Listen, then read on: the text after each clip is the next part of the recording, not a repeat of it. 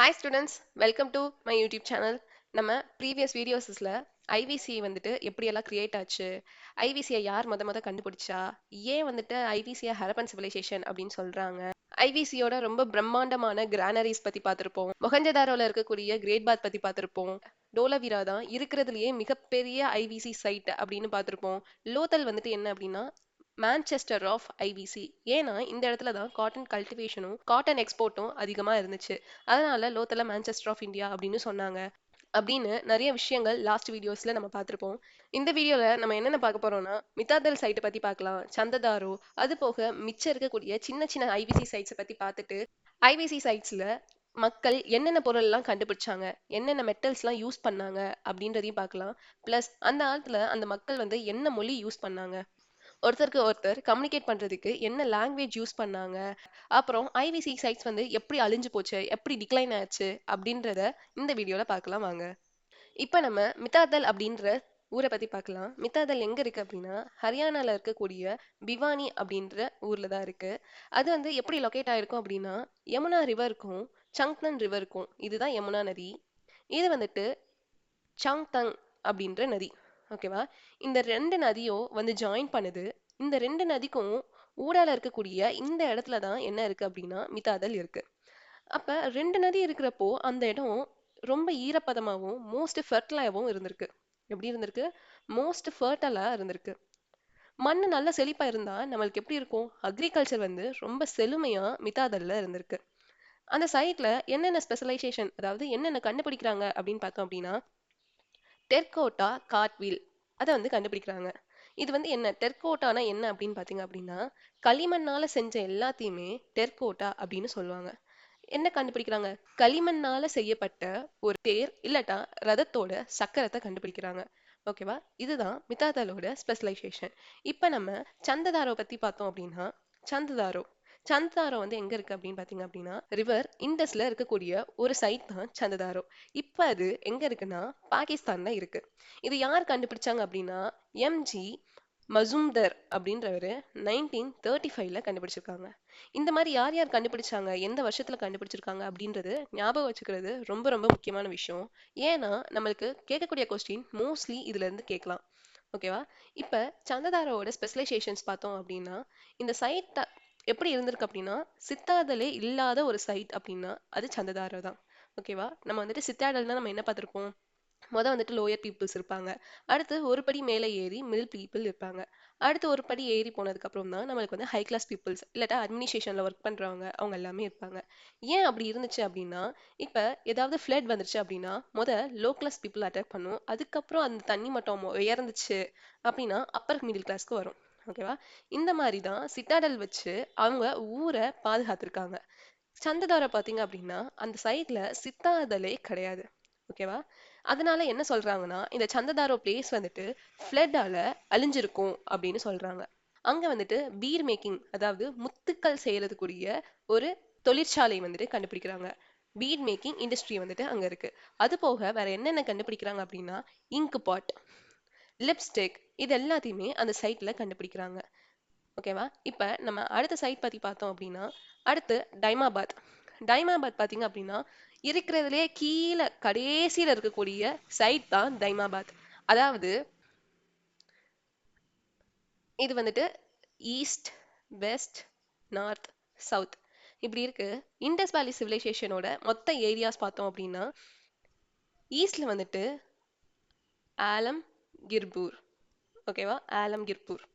நார்த்ல பாத்தீங்க அப்படின்னா மண்டா. இந்தியால மண்டா தான் இருக்கிறதுலே நார்த் மோஸ்ட் பார்ட். ஓகேவா? வெஸ்ட்ல பாத்தீங்க அப்படின்னா சுட்க கெண்டார்.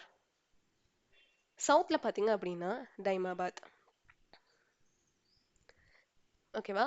நார்த்ல மண்டால இருந்து சவுத்ல தைமாபாத் வரைக்கும், அடுத்து ஈஸ்ட்ல ஆலம்கீர்பூர்ல இருந்து வெஸ்ட்ல சுட்கா ஜெண்டா வரைக்கும் ஐவிசி வந்து இருக்கு. ஓகேவா? இது இந்தியால மட்டும்.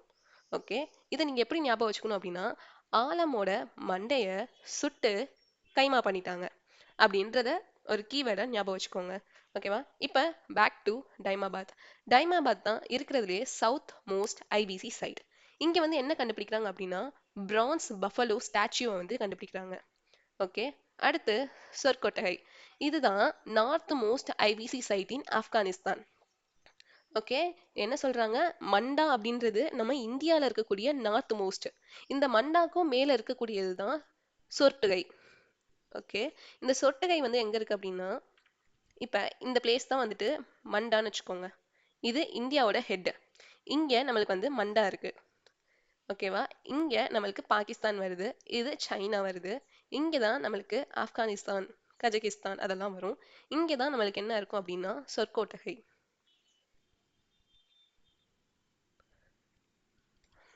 சொட்டுகை அங்கதான் இருக்கு. ஓகேவா? அதுக்கப்புறம் பாத்தீங்க அப்படின்னா முண்டிகா, இது வந்து எங்க இருக்கு அப்படின்னா ஆப்கானிஸ்தான்ல இருக்கு. அடுத்து தேசல்பூர், ரங்பூர், இது ரெண்டுமே எங்க இருக்கு அப்படின்னா குஜராத்ல தான் இருக்கு. இந்த ரங்பூர் அப்படின்ற சைட் வந்து எதுக்கு இம்பார்ட்டன்டான ஒரு சைட் அப்படின்னு சொல்றாங்கன்னா, இங்கதான் ரைஸ்லாம் அந்த காலத்துல இருந்திருக்கு அப்படின்ட்டு ஒரு எவிடன்ஸா நம்மளுக்கு கிடைக்குது. அடுத்து பாலு, இத பாலுன்னு சொல்லுவாங்க, பல்லுன்னு சொல்லுவாங்க. இது எங்க இருக்கு அப்படின்னா ஹரியானா ஸ்டேட்ல இருக்கு. இங்க தான் முத என்ன கல்டிவேட் பண்றாங்கன்னா கார்லிக் வந்துட்டு கல்டிவேட் பண்றாங்க. ஓகே, அடுத்து பாத்தீங்கன்னா ஹுலஸ், இது எங்க இருக்கு அப்படின்னா உத்தரப்பிரதேஷ்ல இருக்கக்கூடிய சஹாரன்பூர் அந்த இடத்துல தான் இருக்கு. அடுத்து பாத்தீங்க அப்படின்னா ரோப்பர். ரோப்பர் வந்துட்டு ஒரு இம்பார்ட்டன்டான ஐவிசி சைட். ஏன் அப்படின்னா மிசோரம்ல நம்ம என்ன பார்த்திருப்போம்? மனுஷங்களும் அவங்க வளர்த்த நாய்களும் ஒண்ணா புதைக்கப்பட்டிருந்தாங்க அப்படின்னு பார்த்திருப்போம்ல. அதே மாதிரி ஹியூமன்ஸையும் டாக்ஸையும் ஒரே கிரேவ், அதாவது ஒரே குழியில புதைச்சு வச்சிருப்பாங்க. அதனால ரோப்பரும் முக்கியமான ஒரு சைட். ரோப்பர் எங்க இருக்கு அப்படின்னு பாத்தீங்க அப்படின்னா பஞ்சாப்ல தான் இருக்கு. லாஸ்டா ஒரு இம்பார்ட்டன்டான சைட் பார்த்தோம் அப்படின்னா சினாலி. அது எங்க இருக்கு அப்படின்னா உத்தரப்பிரதேஷ்ல இருக்கக்கூடிய பாக்பர்ல இருக்கு. ஓகேவா? இது வரைக்கும் நம்ம ஐவிசி சைட்ஸ் பத்தி ஃபுல்லா பார்த்து முடிச்சாச்சு. இப்ப நம்ம ஐவிசி சைட்ஸோட ஸ்பெஷலைசேஷன்ஸ், அதுல வந்துட்டு ரொம்ப முக்கியமானது என்னென்ன, அதோட லாங்குவேஜ் பத்தி நம்ம பார்க்கலாம். இப்ப ஐவிசி சைட்லயே இருக்கிறதுலே லார்ஜஸ்டான ஐவிசி சைட் என்ன அப்படின்னு பாத்தீங்க அப்படின்னா ராகிகரி. ஓகேவா? இப்ப பாத்தீங்கன்னா ராகிகரி. அதுக்கு முன்னாடி முதல்ல என்ன பெருசா இருந்துச்சு அப்படின்னா மொஹஞ்சதாரோ. ஓகேவா? IVC site, largest IVC site then அப்படின்னு கேட்டாங்கன்னா மொஹஞ்சதாரோ. நவ் அப்படின்னு கேட்டாங்கன்னா ஹரியானால இருக்கக்கூடிய ராகிகரி. அடுத்து ஸ்மாலஸ்ட் ஐவிசி சைட்ஸ் பத்தி பார்த்தோம் அப்படின்னா அலஹிந்து.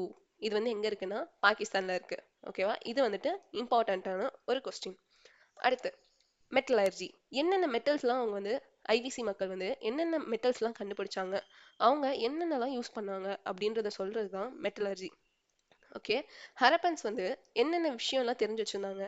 Aware of gold, silver, bronze, brass, copper, இதை பத்தி எல்லாமே அவங்களுக்கு வந்து தெரிஞ்சிருக்கு. ஓகே, அவங்க வந்துட்டு சில்வரு, பிராஸு, காப்பர் அப்படின்ட்டு எல்லாத்தையுமே யூஸ் பண்ணியிருக்காங்க. ஆனா அவங்களுக்கு அயன் பத்தின டெக்னாலஜி எதுவுமே தெரியாது. அயன் பத்தின நாலேஜ் வந்துட்டு அவங்களுக்கு கிடையவே கிடையாது. ஓகே, ஐவிஸ்லயே ரொம்ப யூஸ் பண்ண, வைட்லி யூஸ்டு பண்ண மெட்டல் என்ன அப்படின்னு கேட்டாங்க அப்படின்னா ராஜஸ்தான்ல இருக்கக்கூடிய ஞானேஸ்வர்ல காப்பரை வந்து உருக்கி அதுல என்னென்ன விதமான ஆயுதங்கள் எல்லாம் செய்யலாம் அப்படின்ற ஒரு இண்டஸ்ட்ரி வச்சிருக்காங்க. அவங்கதான் ஐவிசி, டோட்டல் ஐவிசிக்குமே காப்பரை சப்ளை பண்ணிட்டு இருந்தாங்க. ஓகே, அடுத்து அவங்க பேசப்பட்ட மொழிகள், லாங்குவேஜ் பாத்தீங்க அப்படின்னா நம்மளுக்கு இன்னும் கண்டறியவில்லை. நமக்கு இன்னும் அவங்க வந்து என்ன மொழி வந்துட்டு ஆக்சுவலா அவங்க பேசியிருப்பாங்க அப்படின்றத நம்மளால இன்னும் தெளிவா சொல்ல முடியல. ஓகே, இப்ப இந்த டயக்ராம் பாருங்க. இந்த டயக்ராம்ல ஒரு சயின்ஸ்லாம் இருக்கா? இந்த சயின்ஸ்லாம் செதுக்கி வச்சிருக்காங்க. இந்த சயின்ஸுக்கெல்லாம் என்ன பேர் வச்சிருக்காங்க அப்படின்னா பிக்டோகிராஃபிக். ஓகே, இந்த பிக்டோகிராஃபிக் அது வந்து எப்படி சொல்றாங்க? அவங்க அந்த சிம்பல்ஸ் எல்லாத்தையுமே எதுலெல்லாம் செதுக்கியிருக்காங்க, என்க்ரோவ்டு செதுக்கியிருக்காங்க அப்படின்னு பாத்தீங்க அப்படின்னா சீல்ஸ், காப்பர் டேப்லெட்ஸ், அப்புறம் ஐவரி டஸ்க், அதாவது எலிஃபண்டோட, யானையோட தந்தத்துலலாம் செதுக்கியிருக்காங்க. ஓகேவா? காப்பர் டேப்லெட்ஸ் பாத்தீங்கன்னா இதுல இருக்கு பாத்தீங்களா? இதுதான் காப்பர், காப்பர் டேப்லெட்ஸ். ஓகே, இதுல எல்லாத்தையுமே அவங்க வந்துட்டு செதுக்கி வச்சிருக்காங்க. ஆனா செங்கல்ல மட்டும் அவங்க செதுக்கவே இல்லை. ஓகே, இப்ப செங்கலோட சைஸ் பாத்தீங்க அப்படின்னா 4:2:1. இப்ப அவங்க ஸ்கிரிப்ட்ஸ் எல்லாம் எப்படி இருந்துச்சு, அவங்க எழுதின மொழிகள் எல்லாமே எந்த மாதிரி எழுதியிருந்தாங்க அப்படின்னு பாத்தீங்க அப்படின்னா ரைட் டு லெஃப்ட். முதல்ல இங்கிட்டு இங்கிட்டு இருந்து எழுத ஆரம்பிச்சு அடுத்து லெஃப்ட்ல இருந்து எழுத ஆரம்பிச்சிருக்காங்க. இந்த ஆரோ எழுதிட்டு அடுத்து இந்த இது எழுதியிருக்காங்க. அதுக்கப்புறம் இந்த மாதிரி போயிட்டு இப்ப கீழே வந்து மறுபடியும் லெஃப்ட்ல இருந்து ரைட்ல வந்திருக்காங்க. அதாவது டோட்டலா எப்படி எழுதியிருக்காங்கன்னா இங்கிட்ட இருந்து ரைட்ல இருந்து லெஃப்ட்டுக்கு எழுதிட்டு அடுத்து லெஃப்ட்ல இருந்து ரைட் எழுதியிருக்காங்க. அடுத்து திரும்ப ரைட்ல இருந்து லெஃப்ட் எழுதியிருக்காங்க. இந்த மாதிரி தான் அவங்களோட ஸ்கிரிப்ட்ஸ் எல்லாமே இந்த மாதிரி தான் இருந்திருக்கு. அந்த ஸ்கிரிப்ட்ஸ்க்கு பேர் என்ன சொல்றாங்க அப்படின்னா பௌஸ்ட்ரோ ஃபேடான் அப்படின்னு சொல்றாங்க. எப்படி சொல்றாங்க? பௌஸ்ட்ரோ ஃபேடான். இப்ப அவங்க யூஸ் பண்ண அனிமல்ஸ், அந்த காலத்துல அனிமல்ஸ் என்னென்ன இருந்திருக்கு அப்படின்னு பாத்தீங்க அப்படின்னா, அந்த காலத்துல ஹார்சஸே இருந்தது கிடையாது. ஹார்சஸ் வந்துட்டு இந்தியா சென்ட்ரல் அனிமல் கிடையாது. ஏன் அப்படின்னா ஹார்சஸ் வந்து என்ன அப்படின்னா சென்ட்ரல் ஏஷியன் அனிமல்ஸ். இது வந்து இந்தியால கிடையாது. ஓகே. இப்ப வைல்ட் அனிமல்ஸ் பத்தி பார்த்தோம் அப்படின்னா என்னென்ன இருந்திருக்கு? Tiger, rhino, elephants, dear. இது எல்லாமே எதுல இது பண்ணியிருக்காங்க அப்படின்னா சீல்ஸ்ல வந்துட்டு கண்டுபிடிச்சிருக்காங்க. ஓகேவா? இந்த பிக்சர்ல பாத்தீங்க அப்படின்னா எலிஃபன்ட்ஸ், இதுல பாத்தீங்க அப்படின்னா நம்மளுக்கு வந்து டைகர் தெரியுது. இதுல பாத்தீங்க அப்படின்னா பெரிய கொம்பு வச்சுட்டு ஒரு மாதிரி அனிமல்ஸ் இருக்கு. இதுல பாத்தீங்க அப்படின்னா பஃபலோ மாதிரி ஒரு அனிமல் இருக்கு. இந்த மாதிரி நிறைய அனிமல்ஸ் வந்துட்டு காவ் பண்ணி சிம்பிள்ஸா அவங்க யூஸ் பண்ணியிருக்காங்க. அதை வச்சுதான் நம்ம அந்த காலத்துல இந்த அனிமல்ஸ் எல்லாமே இருந்திருக்கு அப்படின்றத சொல்றோம். இப்ப டொமஸ்டிக் அனிமல்ஸ் பார்த்தோம் அப்படின்னா boar, deer, crocodile, cows, buffalo, elephants, cats, dogs, camels, pigeons, இது எல்லாமே டொமஸ்டிக் அனிமல்ஸ் அவங்க யூஸ் பண்ணியிருக்காங்க. அடுத்து எப்படி அந்த ஐவிசி வந்துட்டு அழிஞ்சிச்சு அப்படின்னு பார்த்தோம் அப்படின்னா நிறைய நிறைய தியரிஸ் இருக்கு எப்படி எப்படி அழிஞ்சிச்சு அப்படின்றது. ஒரு சிலர் வெள்ளம் ஃப்ளட்ஸால அழிஞ்சிச்சுன்னு சொல்றாங்க. ஒரு சிலர் மலைகள்ல வந்துட்டு எர்த்குவாக் மாதிரி வந்திருக்கும், அதனால பனிச்சரிவு, மலைச்சரிவு அந்த மாதிரி இதுல ஐவிசி வந்து அழிஞ்சிருக்கும் அப்படின்னு சொல்றாங்க. ஒரு சிலர் வறட்சினால அழிஞ்சிருக்கும் அப்படின்னு சொல்றாங்க. இன்னும் சிலர் வந்துட்டு நம்மளுக்கு தெரியாத அறியாத நோய்கள் மூலமா அழிஞ்சிருக்கும் அப்படின்னு சொல்றாங்க. இந்த தியரிஸ் எல்லாத்தையுமே நம்மளால அக்செப்ட் பண்ணிக்க முடியாது. ஓகேவா? சும்மா இப்படி இருக்கலாம் அப்படி இருக்கலாம் அப்படின்னு தான் சொல்றாங்க. இப்ப மோஸ்ட்லி அக்செப்டான வைல்டு தியரி அப்படின்னு என்ன பாத்தீங்க அப்படின்னா சென்ட்ரல் ஏஷியன் இன்வேஷன். அதை வந்து என்ன சொல்றாங்கன்னா ஆரியன் இன்வேஷன் அப்படின்னு சொல்றாங்க. இப்போ நம்ம முன்னாடி என்ன பார்த்திருப்போம்? குதிரைகள் எல்லாமே கண்டுபிடிச்சாங்க அப்படின்னு சொன்னோமா? அந்த குதிரைகள் எல்லாம் எங்க இருந்து வந்துச்சு அப்படின்னா சென்ட்ரல் ஏஷியால நம்ம வந்துட்டு ஒரு கம்யூனிகேஷன், ட்ரேடு கம்யூனிகேஷன் வச்சுக்கிட்டனால தான் நம்ம வந்துட்டு இங்க இருக்கக்கூடிய பொருட்கள் எல்லாமே வித்து அதுக்கு பதிலா குதிரைகளை ட்ரேட் பண்ணியிருக்கோம் அப்படின்றத நம்ம பார்த்திருப்போம். ஸோ சென்ட்ரல் ஏஷியா வந்து நம்ம மேல போர் தொடுத்து வந்திருக்கலாம். அதனால கூட நம்மளோட ஐவிசி வந்து அழிஞ்சிருக்கலாம். ஆரியன் இன்வேஷனால தான் நிறைய பேர் இறந்திருப்பாங்க. மொஹஞ்சதாரோல கூட நம்ம வந்துட்டு நிறைய மவுண்ட் ஆஃப் டெத்துன்னு சொல்லுவாங்க மொஹஞ்சதாரோவே. ஸோ வந்துட்டு அதனால கூட இருந்திருக்கலாம் அப்படின்னும் சொல்றாங்க. ஏன் அப்படி சொல்றாங்க அப்படின்னா 36 டைம்ஸ் ஆரியன் நேம அடுத்து வரக்கூடிய ஐவிசிக்கு அடுத்த ரேஜ் தான் என்னன்னு பார்த்தீங்க அப்படின்னா வேதிக் கல்ச்சர் வந்துட்டு ஐவிசிக்கு அடுத்து இருக்கக்கூடிய காலகட்டம். அந்த காலகட்டத்தில் இருக்கக்கூடிய ஸ்கிரிப்ட்ஸ், அதாவது அந்த காலத்துல எழுதப்பட்ட நூல்கள் எல்லாத்துலேயுமே ஆரியன்ஸோட நேம் வந்துட்டு மென்ஷன் பண்ணியிருக்காங்க. அதுவும் ஒரு தடவை ரெண்டு தடவை இல்ல, டோட்டலா 36 டைம்ஸ் மென்ஷன் பண்ணியிருக்காங்க. இதனால தான் ஐவிசி வந்துட்டு அழிஞ்சிருக்கு அப்படின்ட்டு நிறைய பேர் நம்புறாங்க. ஓகே. இதை விட நம்மளோட ஐவிசி வந்து முடிஞ்சிருச்சு. அடுத்தடுத்த வீடியோஸ்ல நம்ம வேதிக் கல்ச்சர் பத்தி நம்ம பார்க்கலாம். இந்த வீடியோ உங்களுக்கு பிடிச்சிருந்துச்சுன்னா லைக் பண்ணுங்க, கமெண்ட் பண்ணுங்க, உங்க ஃப்ரெண்ட்ஸ்க்கு ஷேர் பண்ணுங்க. இந்த மாதிரி அடுத்தடுத்த வீடியோஸ் வேணும்னா என் சேனலை சப்ஸ்கிரைப் பண்ணுங்க. தேங்க்யூ.